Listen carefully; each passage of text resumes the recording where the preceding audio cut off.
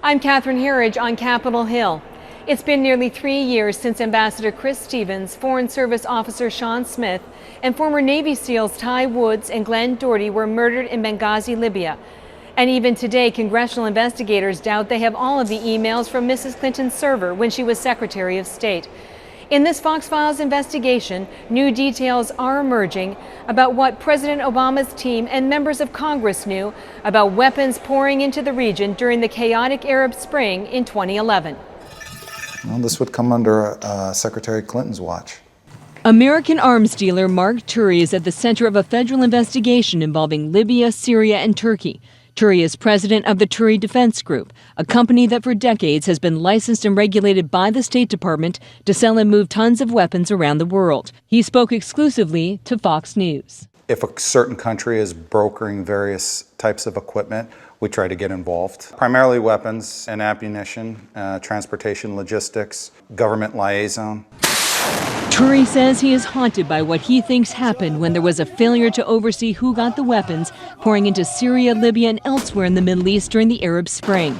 Officially, those who receive or use weapons following U.S. policy are referred to as end users. In 2011, Turi pursued Libya as a business opportunity as dictator Muammar Gaddafi's regime was falling apart. If you had a properly allocated supply chain where you had everything under control, you would have had our personnel receiving that equipment on the ground in Libya and then taking it back to a warehouse under our control and then giving it to vetted sources.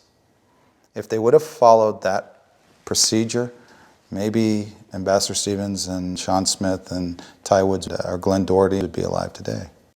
Turi shared emails from 2011. The traffic indicates that high-level Democratic, Republican intelligence and military contacts, both inside and outside of government, encouraged him to explore options for arming the Libyan opposition. Yes, I kept getting information from my associates that are liaising with members of Congress and saying, there's still interest, keep going. We asked Fox News senior judicial analyst Judge Andrew Napolitano to review some of the email traffic between Turi and members of Congress. Well, unless Mr. Turi concocted these emails, which would be nearly impossible, he has presented sound, documentary, irrefutable evidence to show that this was a covert operation, a grand conspiracy, if you will.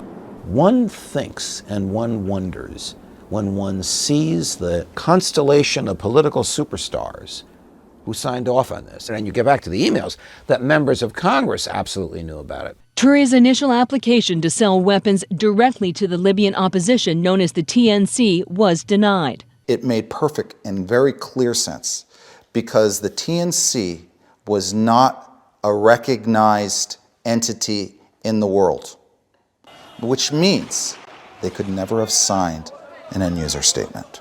So the only person or organization or entity I could deal with was the U.S. government. This sworn affidavit, released in May 2015 and obtained by Fox News, indicates a covert weapons operation was authorized. Turi's partner and advisor was this man, David Manners. During his 18-year career at the CIA, he served as the top spy in Jordan and in the former Czechoslovakia. Manners stated, in his expert opinion, the United States did participate directly or indirectly in the supply of weapons to the Libyan Transitional National Council. That's where I came up with this zero footprint Arab supply chain, whereby our foreign ally supplies another Arab country.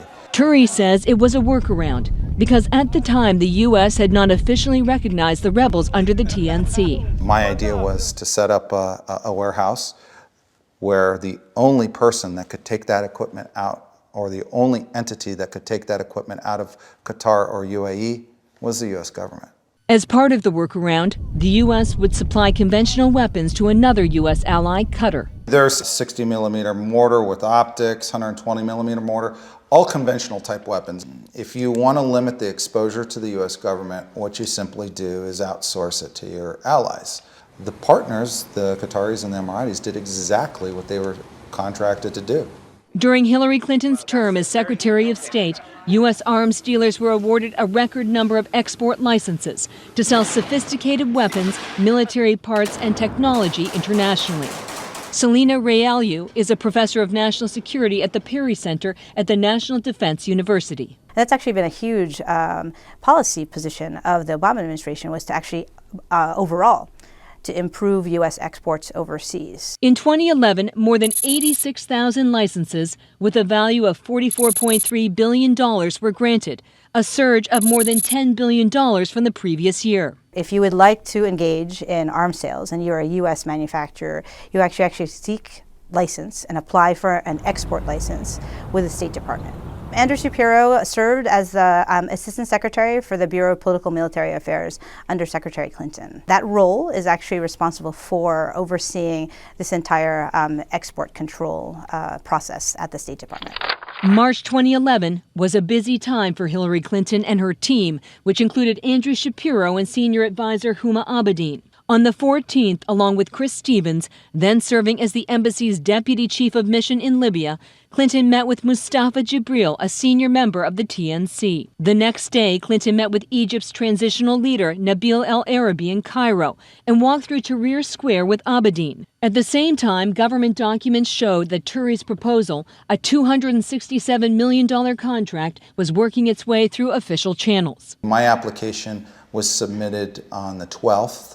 These brokers then, through their relationship with the TNC, then provided that application information to Ms. Clinton via the TNC counsel when she was in Cairo.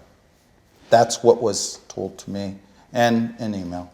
Turi also showed Fox emails from April 6th and 7th, 2011, that he exchanged with Chris Stevens' personal email account, alerting him to his application to sell weapons.